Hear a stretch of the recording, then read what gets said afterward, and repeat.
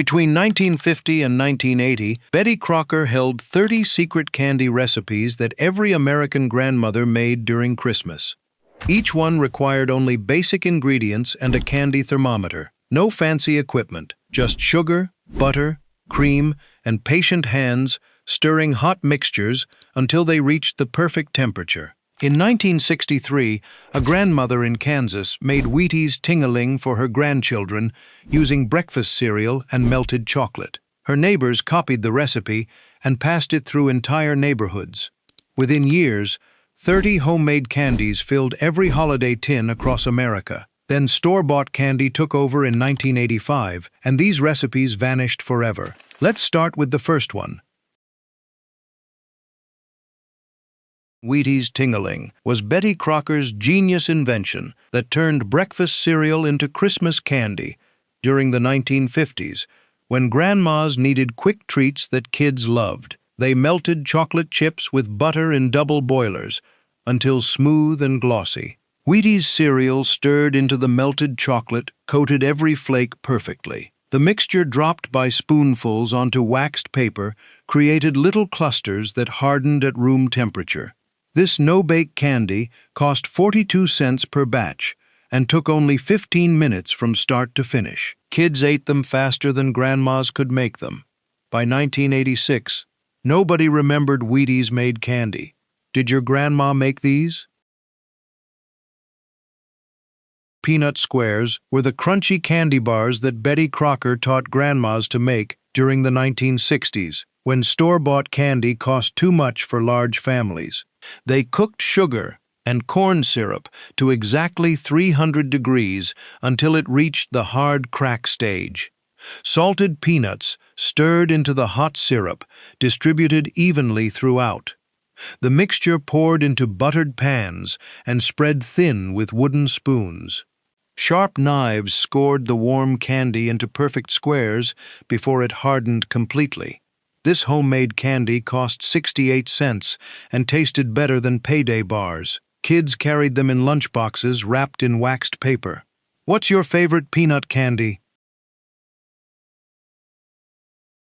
Caramel apples became the ultimate fall treat when Betty Crocker published the recipe in 1955, and grandmas made them for Halloween and harvest festivals across America. They melted store-bought caramels with milk in double boilers until smooth and pourable. Wooden sticks pushed into stem ends of crisp apples created handles for dipping.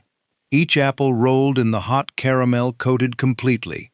The caramel-covered apples stood upright on waxed paper and cooled until firm. This festive candy cost 84 cents for 6 apples. Kids bit through the sticky caramel to reach the tart apple underneath. Chopped peanuts rolled on top added extra crunch. Remember making these? Chocolate coconut drops were the easy no-bake candy that grandmas whipped up during the 1960s when unexpected guests arrived and they needed homemade treats quickly. They melted chocolate chips with sweetened condensed milk over low heat until completely smooth. Shredded coconut stirred into the chocolate mixture created thick candy dough. Spoonfuls dropped onto waxed paper formed little mounds that set firm at room temperature. This simple candy cost 56 cents per batch and required only 3 ingredients total. The combination of chocolate and coconut tasted like Mounds bars. Kids helped shape them into balls for prettier presentation. Which do you prefer, Mounds or Almond Joy? Molasses patties were the old-fashioned candy that Depression-era grandmas never stopped making throughout the 1950s because molasses cost pennies and created rich flavor that satisfied sweet cravings completely. They boiled molasses with sugar and butter to exactly 265 degrees on candy thermometers. Baking soda stirred in at the end made the mixture foam dramatically and lighten in color. The hot candy dropped by spoonfuls onto buttered plates created flat patties. This economical candy cost only 32 cents per batch. The deep molasses flavor tasted slightly bitter and intensely sweet simultaneously. Kids either loved them or hated them with no middle ground. Did you like molasses candy? 5 Betty Crocker candies down, and every single one cost less than $1 to make. From Wheaties Ting-a-Ling to molasses patties, Grandma's transformed simple pantry ingredients into homemade treats that filled holiday tins. But the next 5 candies were even more beloved across America during the 1950s and 1960s. Chocolate fudge was the crown jewel of Betty Crocker's candy collection that grandmas made for every special occasion throughout the 1950s, when homemade fudge proved your kitchen skills. They melted unsweetened chocolate with milk in heavy saucepans. Sugar, corn syrup, and salt stirred in cooked to exactly 236 degrees soft ball stage. Butter added after cooking melted into the hot mixture. The fudge cooled to lukewarm without stirring, or it would crystallize prematurely. Vanilla added before beating flavored everything perfectly. They beat until thick and no longer glossy. Chopped walnuts folded in added crunch. This perfect fudge cost 74 cents. Can you make real fudge?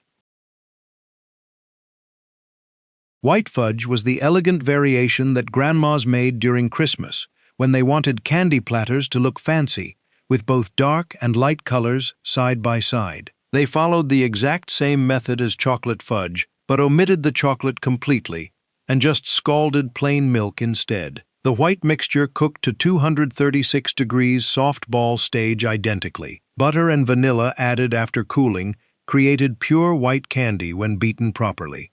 Some grandmas tinted it pink or green with food coloring for holidays. This creamy fudge cost 62 cents per batch. The vanilla flavor tasted clean and sweet without chocolate's richness. Which fudge do you prefer? Penuche was the brown sugar fudge that confused everyone who had never tasted it before during the 1960s, when this old-fashioned candy appeared at church bake sales and holiday parties. They made it exactly like chocolate fudge, but substituted brown sugar for half the white sugar, and omitted chocolate completely. The caramel-colored mixture cooked to 236 degrees and beat until creamy. The brown sugar created butterscotch flavor that tasted completely different from regular fudge. Pecans folded in before spreading complemented the caramel notes perfectly. This unique candy cost 58 cents. The name came from Mexican Spanish, meaning raw sugar. Have you heard of penuche? Cream caramels were the fancy wrapped candies that grandmas made for Christmas gifts during the 1950s, when homemade presents showed more love than store-bought items ever could. They cooked sugar, butter, corn syrup, and heavy cream to exactly 248 degrees firm ball stage, while stirring constantly to prevent burning. The hot caramel poured into buttered pans and cooled overnight until firm enough to cut. Sharp knives cut the slab into small squares. Each caramel wrapped individually in waxed paper created professional-looking candies. This labor-intensive treat cost $1.12. The chewy texture and rich flavor rivaled expensive store caramels. Uncooked fondant was the miracle candy base that grandmas made during the 1960s when they wanted to create fancy-filled chocolates without complicated boiling and temperature testing. They mixed powdered sugar with corn syrup, butter, and vanilla until smooth dough formed. No cooking required at all. The fondant rolled into balls or shaped into creams and dipped in melted chocolate created professional candies. This versatile base cost 48 cents and stored for weeks in the refrigerator. Grandmas made hundreds of chocolates from one batch. The creamy centers melted on tongues just like expensive boxed chocolates. Do you make your own chocolates? 10 Betty Crocker candies complete, and each one cost less than $2 to make at home. From Wheaties Ting-a-Ling to uncooked fondant, grandmas proved that homemade candy tasted better than anything from stores. But the next 10 candies required even more skill and patience to create perfectly.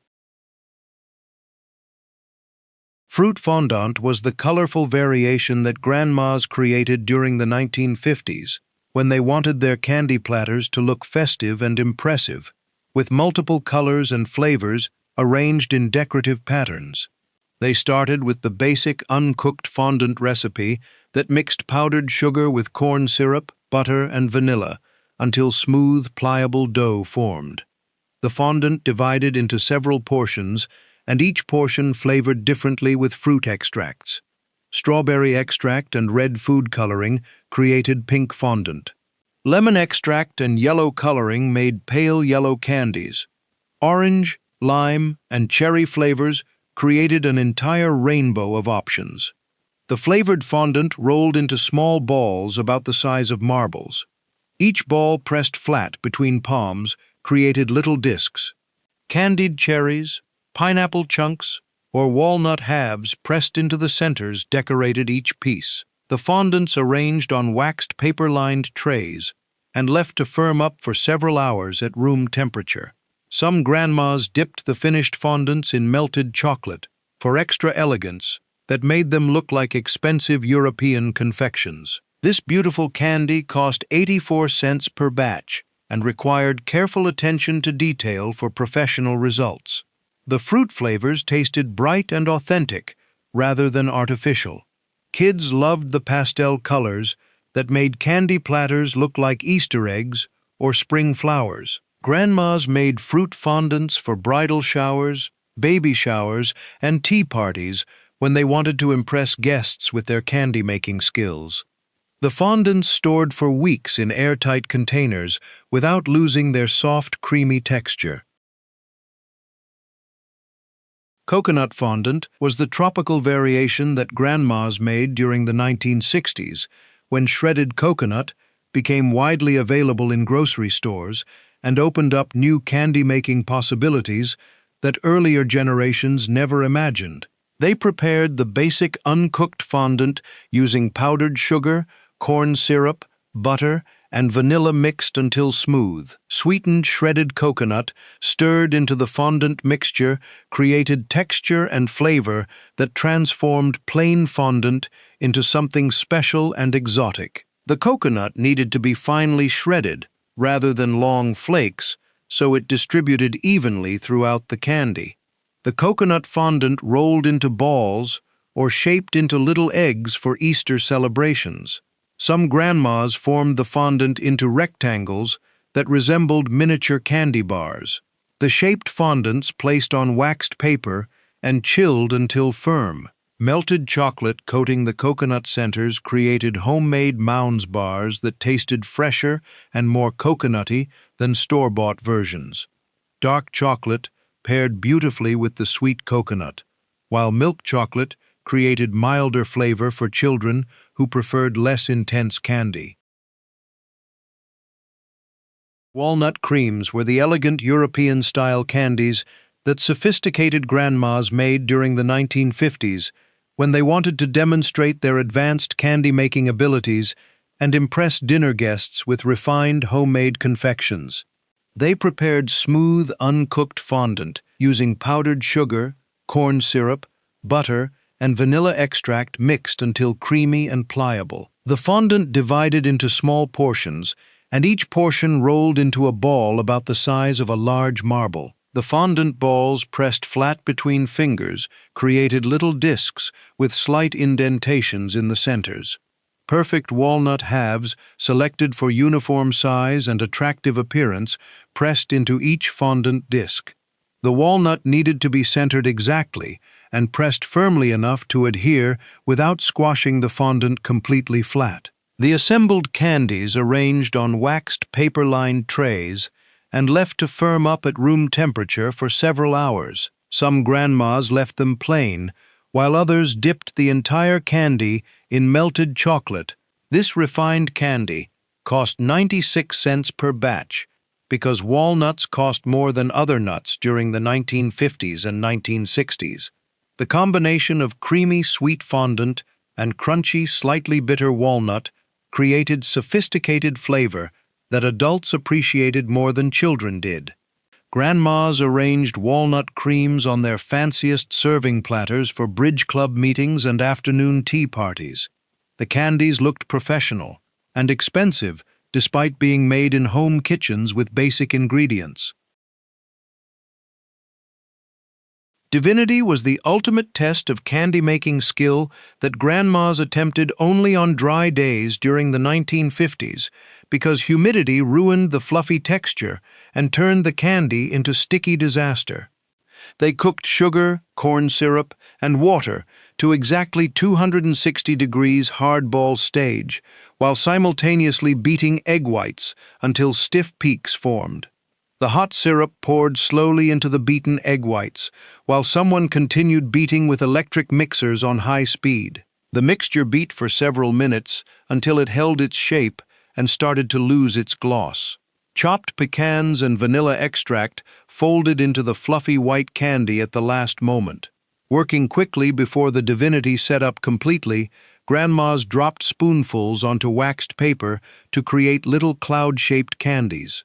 The divinity needed to cool at room temperature, without refrigeration, or it would weep and become grainy. Successful divinity stayed fluffy and melted on tongues, while failed batches turned hard as rocks, or sticky as glue, depending on what went wrong during cooking. This temperamental candy cost 78 cents per batch, but required perfect weather conditions and timing to succeed. Grandmas made divinity only during winter months, when humidity stayed low. The pure white color and heavenly texture made it popular for Christmas candy platters and wedding receptions. Kids watched in amazement as grandmas transformed egg whites into candy that looked like snow. The name referred to its divine taste and angelic appearance. By 1987, nobody had patience for finicky recipes that failed half the time. Can you make successful divinity? Toffee squares appeared in Betty Crocker's famous 1963 cookie book and became an instant classic that grandmas made constantly throughout the 1960s and 1970s when they needed impressive treats that looked difficult but actually came together easily. They creamed butter with brown sugar until fluffy and light. 1 egg yolk and vanilla extract beat into the mixture created rich base. Flour stirred in formed soft cookie dough that pressed into greased baking pans and spread evenly across the bottom. The dough baked at 350 degrees for exactly 20 minutes until golden brown and firm. Immediately after removing from the oven, grandmas scattered chocolate chips across the hot surface. The residual heat melted the chocolate completely within minutes. They spread the melted chocolate into smooth, even layer using offset spatulas. Chopped pecans or walnuts sprinkled over the wet chocolate created crunchy topping. The pan cooled completely before cutting into small squares with sharp knives. The toffee needed to cool thoroughly or it would crumble when cut. This addictive candy cost $1.04 and combined cookie base with candy topping in one brilliant recipe. The buttery toffee layer stayed crisp, while the chocolate remained smooth, and the nuts added crunch. Kids ate entire pans within hours of grandmas making them. The squares packed beautifully for bake sales and traveled well without breaking. Grandmas made toffee squares weekly throughout the holidays when they needed treats that pleased everyone. By 1995, this recipe disappeared as people forgot about the cookie book completely. Do you remember toffee squares? Rehook 15 Betty Crocker candies revealed, and every single one required patience and skill that modern cooks have completely forgotten. From fruit fondant to toffee squares, grandmas proved that homemade candy surpassed anything stores sold. But the next 5 candies were the most challenging and rewarding to create. Fudge meltaways were the no-bake confection that appeared in Betty Crocker's 1963 cookie book and became legendary among grandmas who made them for every holiday gathering throughout the 1960s and 1970s. They melted butter with unsweetened baking chocolate in double boilers until completely smooth. Sugar and beaten egg stirred into the chocolate mixture created thick base. Graham cracker crumbs, shredded coconut, and chopped walnuts folded into the chocolate formed dense candy dough. The mixture pressed firmly into buttered pans and chilled until set. A second layer made from melted butter, powdered sugar, milk, and vanilla, beat until fluffy, and spread over the chilled chocolate base. This creamy white layer needed to firm up in the refrigerator before the final coating. More melted chocolate spread across the top created professional three-layer appearance. The pan chilled completely before cutting into small squares. Sharp knives dipped in hot water between cuts created clean edges. This impressive candy cost $1.18 and looked like something from expensive candy shops. The combination of rich chocolate, crunchy graham crackers, chewy coconut, and creamy filling created complex textures in every bite.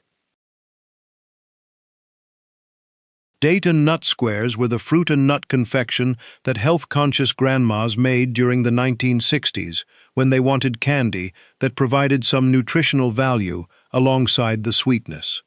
They chopped dates into small pieces and combined them with chopped walnuts in mixing bowls. Sugar, eggs, and vanilla beat together until smooth. Flour, baking powder, and salt sifted together and stirred into the egg mixture created thick batter. The dates and nuts folded into the batter distributed evenly throughout. The mixture spread into greased baking pans and baked at 350 degrees for 30 minutes until firm and golden.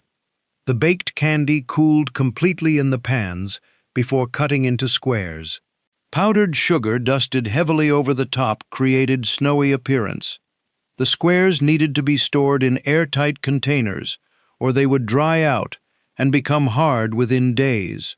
Some grandmas added a thin layer of cream cheese frosting between the cake and the powdered sugar for extra richness. This wholesome candy cost 88 cents per batch and provided fiber from dates and protein from walnuts alongside the sugar. The chewy dates created moisture that kept the squares soft for several days. Kids accepted these as cookies rather than recognizing them as candy in disguise. Grandmas packed date and nut squares in school lunches as healthier alternatives to pure sugar candies. The recipe appeared in Betty Crocker's cookie book alongside other bar cookies and confections. Pralines were the southern candy that Betty Crocker introduced to northern grandmas during the 1950s, when regional recipes started crossing state lines and becoming nationally popular. They combined brown sugar, white sugar, heavy cream, and butter in heavy saucepans and cooked to exactly 236 degrees softball stage while stirring constantly. Pecan halves stirred into the hot mixture at the end, distributed throughout the candy. The mixture needed to cool slightly and beat with wooden spoons until it just started to thicken and lose its gloss. Working quickly before the candy hardened completely, grandmas dropped large spoonfuls onto waxed paper to create flat, round patties. Each praline needed to contain several pecan halves visible on the surface. The candy set up within minutes at room temperature and became creamy rather than hard or sticky. Successful pralines had smooth surfaces and melted on tongues, while failed batches turned grainy or stayed too soft. This finicky southern candy cost $1.36 per batch because pecans cost more than other nuts. The combination of brown sugar and cream created caramel flavor that paired perfectly with buttery pecans. Grandmas made pralines only for special occasions when they had time and patience for temperamental recipes. The candy originated in New Orleans, where French settlers adapted European nut confections to local ingredients. 4-ingredient English toffee was Betty Crocker's simplified version of complicated British candy. that grandmas made during the 1970s, when they discovered that professional results didn't always require professional techniques or ingredients. They combined butter, sugar, water, and corn syrup in heavy saucepans and cooked to exactly 300 degrees hard crack stage without stirring. Stirring would cause crystallization and ruin the smooth texture. The mixture needed to reach proper temperature slowly over medium heat, while grandmas watched candy thermometers carefully. The hot toffee poured immediately into buttered pans and spread thin with wooden spoons before it hardened. Chocolate chips scattered over the hot toffee melted from residual heat. The melted chocolate spread smooth across the entire surface, created glossy coating. Chopped almonds or pecans sprinkled over the wet chocolate added crunch and decoration. The toffee cooled completely before breaking into irregular pieces with hands or hammers. This buttery candy cost 94 cents per batch and rivaled expensive tins of almond roca sold in stores. The toffee stayed crisp and buttery, while the chocolate remained smooth.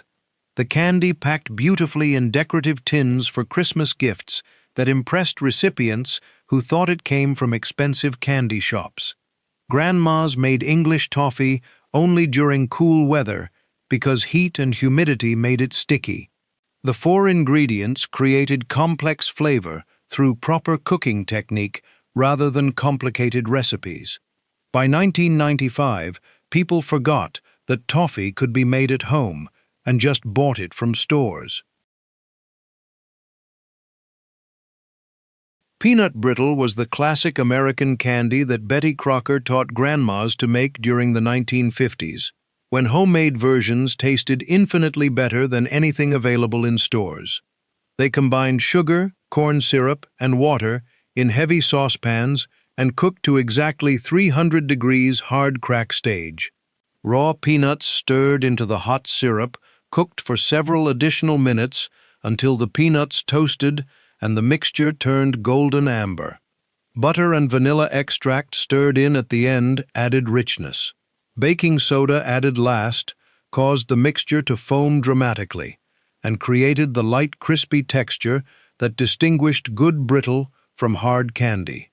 The foaming mixture poured immediately onto buttered baking sheets and spread as thin as possible with wooden spoons before it hardened. The brittle cooled completely at room temperature and then broke into irregular shards with hands. Properly made brittle snapped cleanly and melted on tongues rather than sticking to teeth. Failed batches either stayed too soft or became too hard, depending on final cooking temperature. Remarkable fudge earned its name honestly when it appeared in Betty Crocker cookbooks during the 1960s, and revolutionized fudge making by eliminating the candy thermometer and the constant stirring that made traditional fudge so temperamental and difficult for home cooks. The recipe used an ingredient that seemed like cheating to old-fashioned candy makers, but produced perfect results every single time without fail. Grandmas combined sugar, evaporated milk, butter, and salt in heavy saucepans and brought the mixture to a full rolling boil. They set kitchen timers for exactly 5 minutes and stirred constantly while the mixture bubbled vigorously. After 5 minutes of boiling, they removed the pans from heat, an entire jar of marshmallow creme. Grandmas who had struggled for years to master traditional fudge felt both relieved and slightly guilty about using this shortcut method that their own grandmothers would have considered cheating. The marshmallow creme created texture that was somehow both firmer and creamier than traditional fudge, and it sliced cleanly without crumbling. Kids couldn't tell the difference between remarkable fudge and the traditional version that required candy thermometers and 20 minutes of beating. The recipe became so popular during the 1960s and 1970s that Kraft printed it on every jar of marshmallow creme, and millions of American grandmas made it for every holiday and bake sale throughout those decades. Seafoam candy was the mysterious white confection that looked exactly like divinity but used brown sugar instead of white sugar, and created completely different flavor that tasted like butterscotch clouds melting on tongues. Grandmas made seafoam during the 1950s on dry winter days when humidity stayed low enough that egg white candies would set properly instead of weeping sticky syrup or refusing to firm up at all. The recipe required the same exacting technique as divinity, with 2 pots going simultaneously and perfect timing coordinated between them. They cooked brown sugar, corn syrup, and water in heavy saucepans to exactly 260 degrees hard-ball stage, while simultaneously beating egg whites in separate bowls until stiff peaks formed that stood straight up when beaters lifted out. The hot brown sugar syrup poured slowly in thin streams into the beaten egg whites, while someone continued beating with electric mixers on high speed. The mixture needed constant beating for several minutes until it held its shape when dropped from spoons and started to lose its glossy shine. Chopped pecans and vanilla extract folded into the fluffy beige candy at the last possible moment before it set up completely. Working quickly with 2 spoons, grandmas dropped mounds of seafoam onto waxed paper and shaped them into little peaked mountains that resembled ocean waves frozen in time. The candy needed to cool and dry at room temperature for several hours before it became firm enough to handle without squashing. Successful seafoam stayed light and fluffy and dissolved on tongues like sweetened clouds, while failed batches either stayed too soft and sticky or turned rock hard and impossible to bite through, depending on whether the syrup was undercooked or overcooked by even a few degrees. The brown sugar created caramel flavor that distinguished seafoam from plain white divinity, and some people preferred it while others found the butterscotch notes too strong and cloying. The candy got its name from the pale tan color and foamy texture that supposedly resembled ocean foam washing onto beaches, though most grandmas had never actually seen an ocean and just made it because Betty Crocker said it was special. This temperamental candy cost 86 cents per batch, but required perfect weather conditions, precise temperature control, and nerves of steel to execute successfully. Grandmas attempted seafoam only during winter holidays, when they had time to focus completely on candy making, without other distractions demanding their attention. The candy appeared on Christmas platters alongside divinity to create variety, and guests could choose between white vanilla clouds or tan butterscotch waves. By 1987, nobody had patience for recipes that failed half the time, regardless of how carefully you followed directions, and seafoam disappeared from holiday tables forever, along with the generation of grandmas who understood that some things were worth the risk of failure. Have you ever tasted seafoam candy? Was Betty Crocker's elegant variation on basic English toffee that elevated simple buttery candy into something sophisticated enough for gift-giving when grandmas wanted to impress friends and family with homemade confections that rivaled expensive department store tins. They started by toasting pecan halves in moderate ovens until fragrant and golden brown, which intensified the nutty flavor and created crunch that stayed crisp, even after being covered in toffee and chocolate. The toasted pecans spread in single layers across buttered baking sheets and waited while grandmas prepared the toffee that would encase them completely.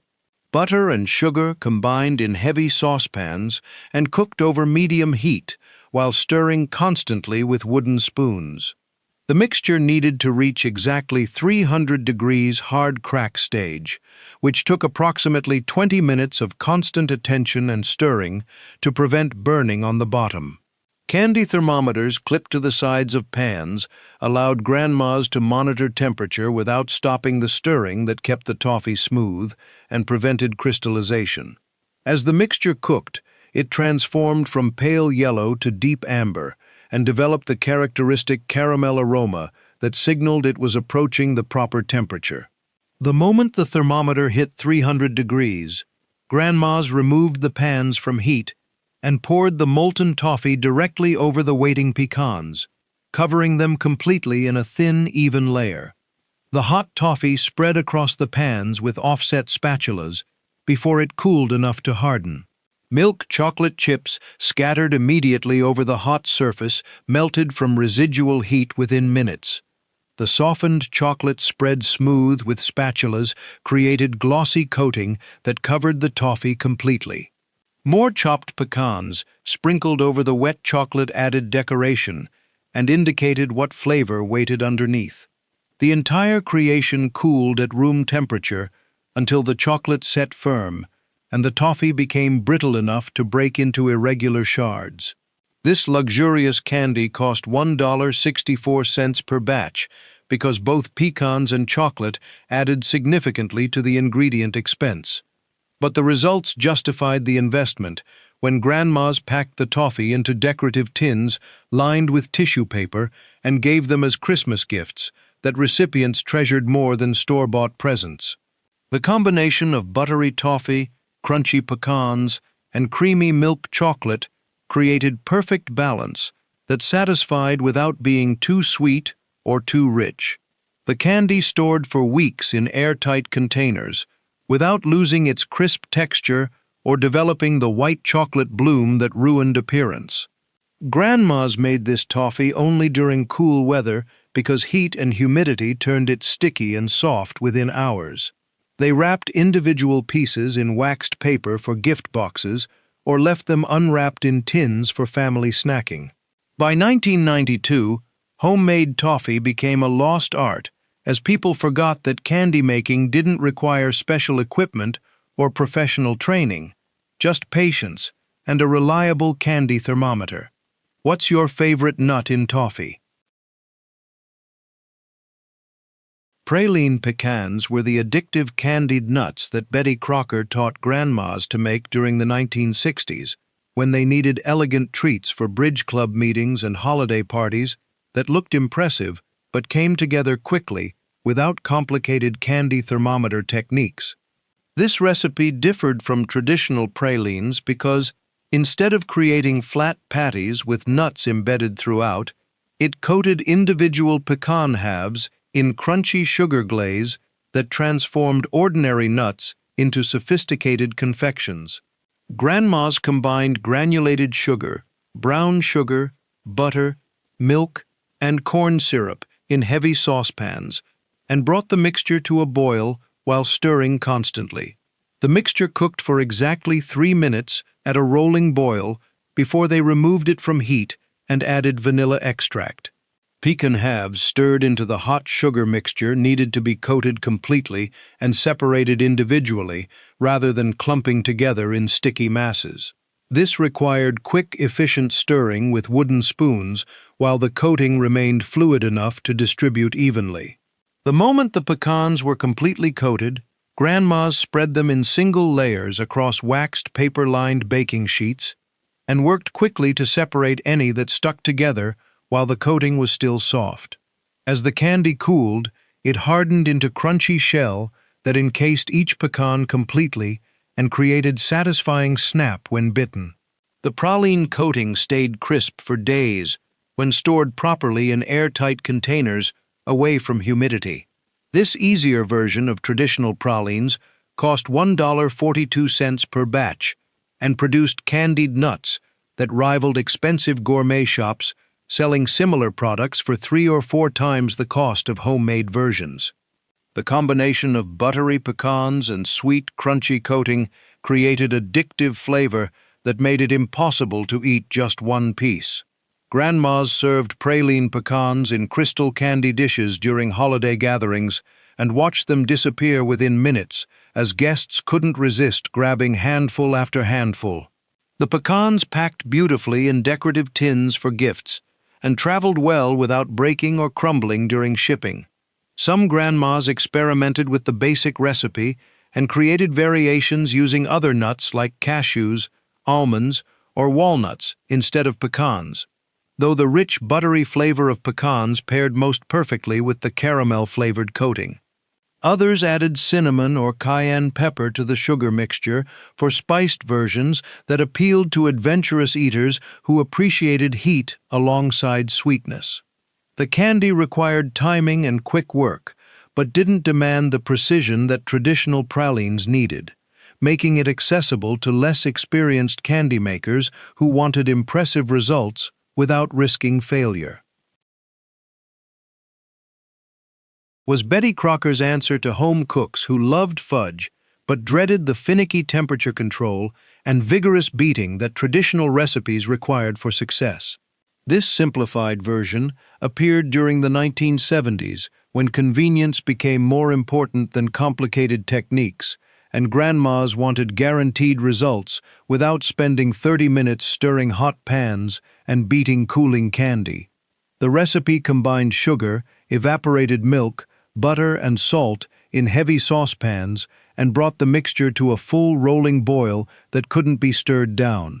Kitchen timers set for exactly 6 minutes allowed grandmas to focus on constant stirring without watching clocks. The mixture bubbled vigorously and threatened to boil over the sides of pans if the heat wasn't adjusted carefully to maintain rolling boil without actual overflow. After 6 minutes of boiling, the pans came off the heat, and grandmas immediately added the ingredients that transformed hot sugar syrup into creamy fudge. Chocolate chips that melted instantly in the residual heat, miniature marshmallows that dissolved into creamy texture, vanilla extract that added depth, and chopped walnuts that contributed crunch. Everything stirred together until completely smooth, and the marshmallows disappeared completely into the mixture. The transformation happened within minutes, as the candy went from thin syrup to thick fudge right before eyes. The finished fudge poured into buttered pans and spread evenly with spatulas greased lightly to prevent sticking. The fudge set up at room temperature within a few hours and became firm enough to cut into perfect squares that held their shape without crumbling. This foolproof method meant that even children could make successful fudge without adult supervision beyond basic stove safety. The marshmallows created texture that was smoother and creamier than traditional fudge, while also preventing the graininess that ruined so many batches of temperature-controlled fudge when sugar crystals formed unexpectedly. The candy never separated into greasy layers or turned rock hard or remained too soft, regardless of weather conditions or altitude or any of the other variables that made traditional fudge so unpredictable. This reliable fudge cost $1.36 per batch and produced results that tasted just as good as fudge made the hard way, with thermometers and beating. Grandmas who had struggled for years to master proper fudge technique felt simultaneously relieved and slightly guilty about using shortcuts that their own grandmothers would have scorned as cheating.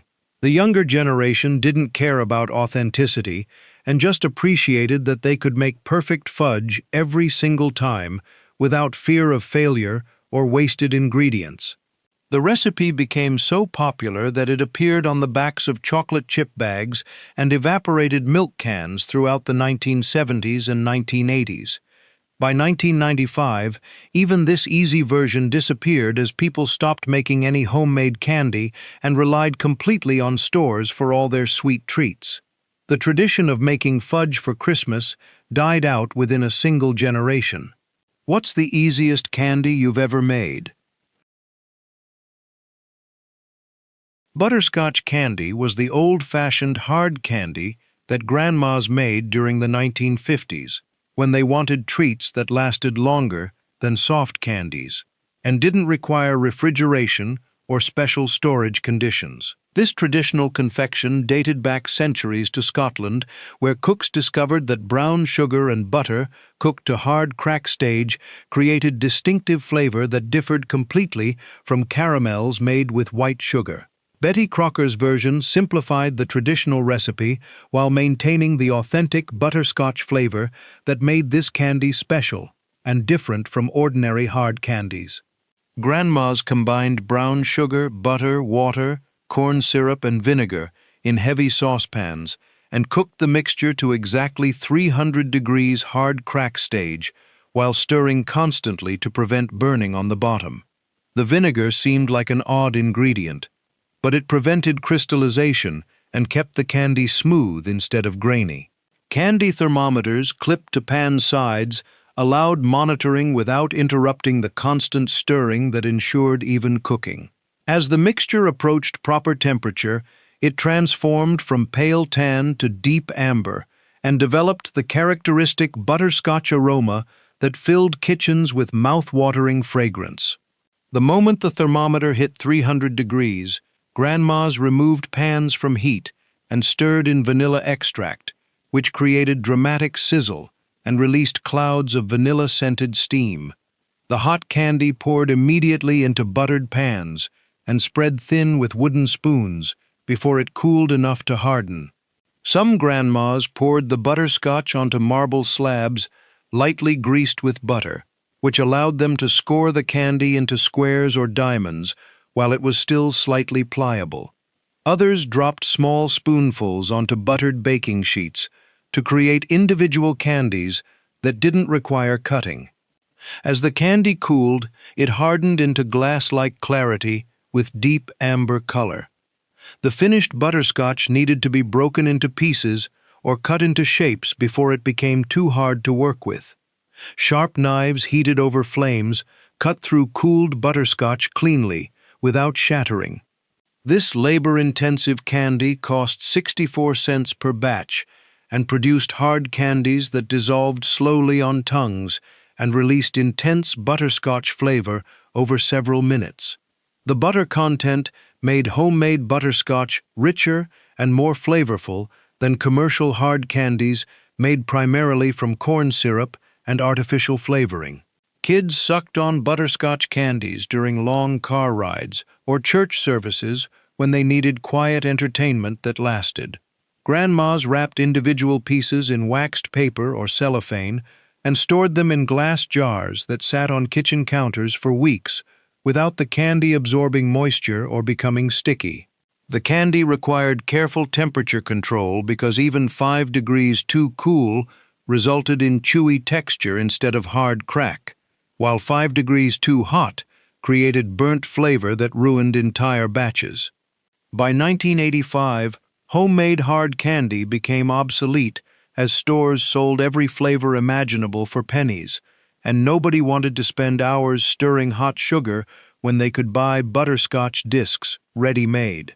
Do you remember when candy came from Grandma's kitchen instead of stores? Coconut panuche was the tropical variation on traditional brown sugar fudge that grandmas created during the 1960s, when shredded coconut became widely available in grocery stores and opened up new possibilities for adapting classic recipes. This candy combined the butterscotch flavor of regular panuche with the chewy texture and exotic taste of coconut, creating something that appealed to people who found plain panuche too sweet or one-dimensional.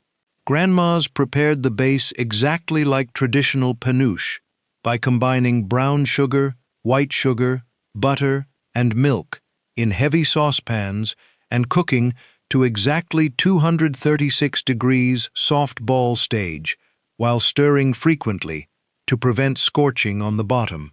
The brown sugar created caramel notes that distinguished panuche from regular chocolate or vanilla fudge. When the mixture cooled enough that hands could comfortably touch the outside of the pan, grandmas added vanilla extract and began beating with wooden spoons.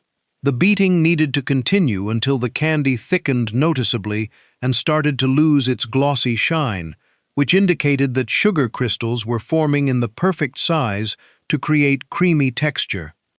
Spatulas smoothed the top surface before the candy set completely. The panuche cooled at room temperature for several hours, until firm enough to cut into squares.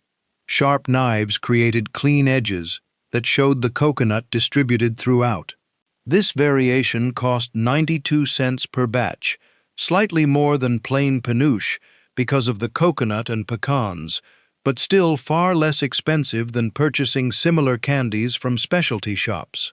The combination of creamy brown sugar base, chewy coconut shreds, and crunchy pecans created complex texture that made every bite interesting and satisfying. The entire category of butterscotch candies vanished within a decade. What butterscotch candy do you remember? Chocolate caramels were the sophisticated variation on plain cream caramels that grandmas made during the 1950s when they wanted to demonstrate advanced candy-making skills and create confections that rivaled expensive chocolatier shops.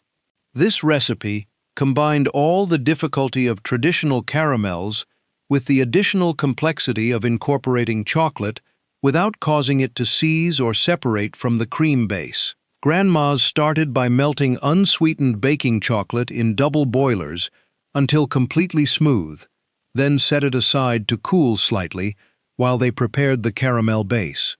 Sugar, corn syrup, butter, and heavy cream combined in heavy saucepans and cooked slowly over medium heat while stirring constantly with wooden spoons. The mixture needed to reach exactly 248 degrees firm ball stage, which took approximately 30 minutes of constant attention and stirring to prevent burning on the bottom, where sugar tended to scorch if left unwatched even for moments. The melted chocolate stirred into the hot caramel at the very end, just before reaching final temperature, needed to be incorporated completely without creating streaks or causing the mixture to separate.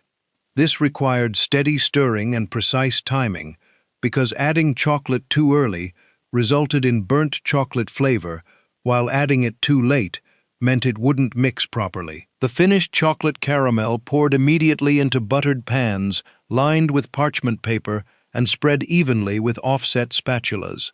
The candy needed to cool overnight at room temperature until firm enough to cut cleanly without sticking to knives. Sharp knives dipped in hot water between cuts created perfect squares with smooth edges. Each caramel, wrapped individually in waxed paper or cellophane, prevented them from sticking together during storage and created professional presentation. The wrapping process took nearly as long as making the candy itself, but unwrapped caramels became sticky masses within hours. Properly wrapped chocolate caramels stored for weeks without drying out or losing their chewy texture. This labor-intensive candy cost $1.58 per batch, making it the most expensive of all Betty Crocker candies, but the results justified the investment when grandmas packed them in decorative boxes for Christmas gifts. The combination of rich chocolate and creamy caramel created sophisticated flavor that adults appreciated more than children did. The chewy texture required substantial chewing, which made each piece last longer than soft candies that dissolved immediately. Grandmas made chocolate caramels only once or twice per year. The candy tested every skill they possessed: temperature control, timing, stirring technique, and patience all needed to be perfect for successful results. And homemade caramels disappeared completely. When did you last eat homemade caramels? Maple pecan fudge was the autumn specialty that grandmas made during the 1960s when they wanted seasonal candy that captured fall flavors and created variety on holiday candy platters dominated by chocolate. This recipe replaced vanilla extract with pure maple syrup and substituted pecans for walnuts, transforming basic fudge into something that tasted distinctly different from the chocolate and vanilla versions that appeared at every holiday gathering. Grandmas combined sugar, milk, butter, and corn syrup in heavy saucepans and cooked to exactly 236 degrees soft ball stage, while stirring frequently to prevent scorching. The careful temperature monitoring ensured proper texture that would be creamy and smooth rather than grainy or sticky when finished. Pure maple syrup added after cooking contributed authentic maple flavor that artificial maple extract could never replicate, though the real syrup cost significantly more and made this fudge more expensive than basic varieties. The mixture needed to cool to lukewarm before beating commenced, which was the critical step that determined final texture. Rushing this cooling period resulted in grainy crystallization that ruined otherwise perfect batches.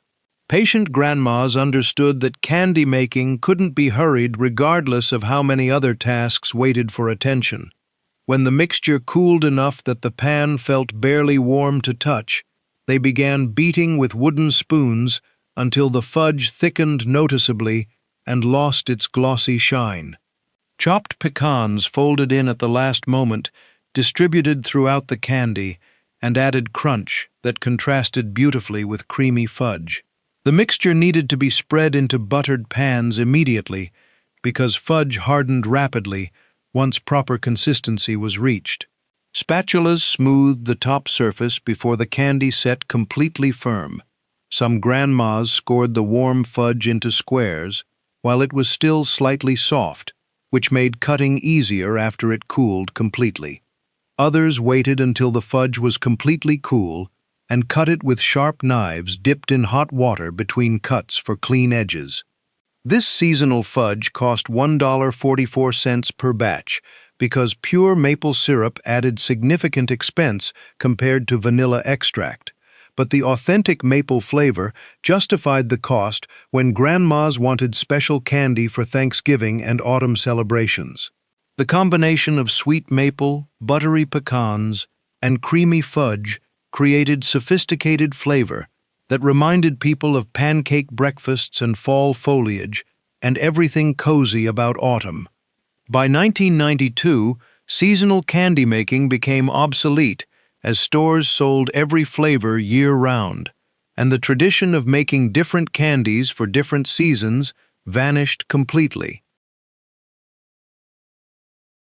Elsie's Nougat Bars stood as the crown jewel of Betty Crocker's candy collection and represented the ultimate test of candy-making skill that only the most accomplished grandmas attempted during the 1950s when they wanted to prove their mastery of confectionery arts. This complicated recipe appeared in the original Betty Crocker picture cookbook and quickly earned reputation as the most difficult candy in the entire book, requiring precision timing, strong arms for beating, and understanding of how egg whites behaved under various conditions. The recipe demanded 2 pots going simultaneously with perfect coordination between them, which meant grandmas needed clear counter space, focused attention, and ideally a helper to manage one pot while they handled the other.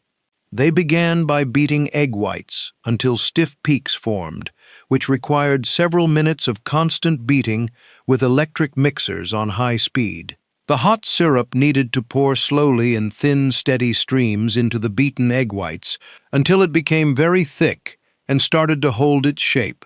Chopped almonds and vanilla extract folded in at the end added flavor and texture.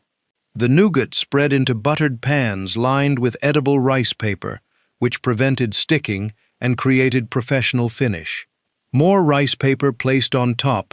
This elaborate candy cost $1.76 per batch and required skills that many home cooks never developed, even after years of candy-making experience.